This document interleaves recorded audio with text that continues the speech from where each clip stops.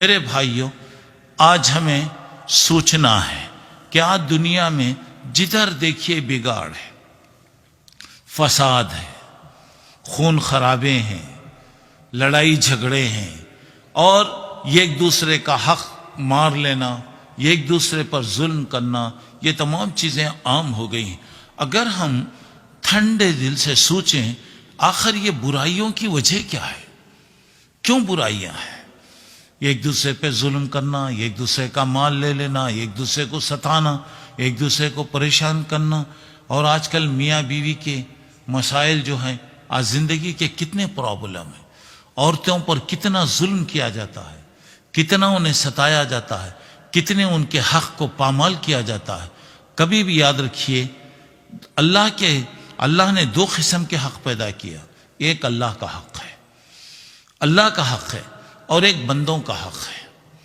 اللہ کے حق میں اگر انسان کچھ کم کر دے،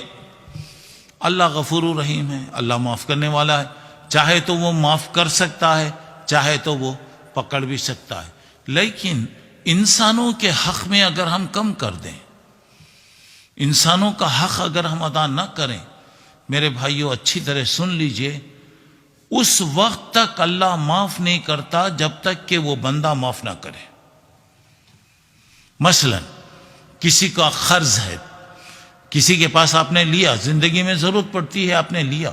اس کا قرض آپ نے ادا نہیں کیا، جب تک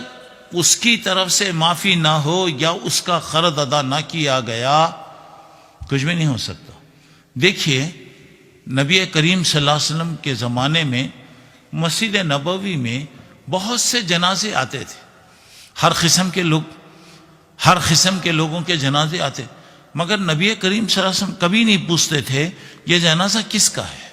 مرد کا ہے، عورت کا ہے، کالے کا ہے، گورے کا ہے، کہاں کا رہنے والا ہے، نہیں، یہ ایک بات ضرور پوچھتے تھے اللہ کے نبی، علیہ دین، کیا اس پر کوئی قرض ہے؟ تو لوگ کہتے ہاں اللہ کے رسول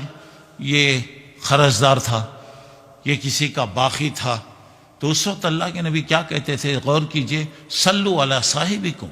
اس کے جنازے کی نماز تم پڑھا لو، میں نے پڑھا دوں۔ سوال یہ ہے اب پیغمبر موجود ہیں، ایک بڑے آدمی موجود ہیں، وہ اگر جنازہ نہ پڑھائیں تو کون پڑھا سکتا؟ کسے ہمت ہوتی؟ اور وہ مرنے والا بھی دیکھیے بیچارہ، اللہ کے نبی صلی اللہ علیہ وسلم اس کے لیے اگر مغفرت کی دعا کریں گے، اللہ سے امید ہے اللہ معاف کرے گا، مگر نبی کریم صلی اللہ علیہ وسلم فرماتے کہ نہیں، اس کا جنازہ تم پڑھ لو۔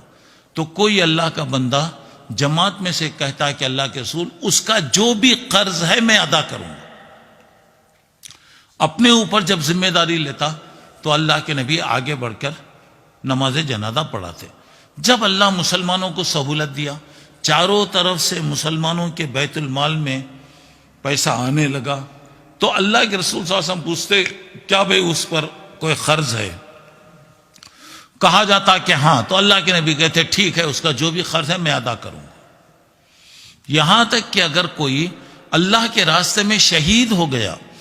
اور شہید ہونے والے کے لیے تو اتنا ہے، بغیر کسی حساب و کتاب کے اللہ اس کو جنت میں داخل کر دیتا، اس کے خون کا یہ خطرہ بھی زمین پر گرنے سے پہلے اللہ اس کو معاف کر دیتا۔ مگر قرض ایک ایسی چیز ہے، اگر قرض دار ہے تو اللہ تعالیٰ معاف نہیں کرتا، اور جو بھی ذمہ داری لیتا تو اللہ کے نبی فرماتے کیا بھی وہ ادا کر دیے؟ نہیں ادا کرے، نہیں کیے تو فوری ادا کر دو،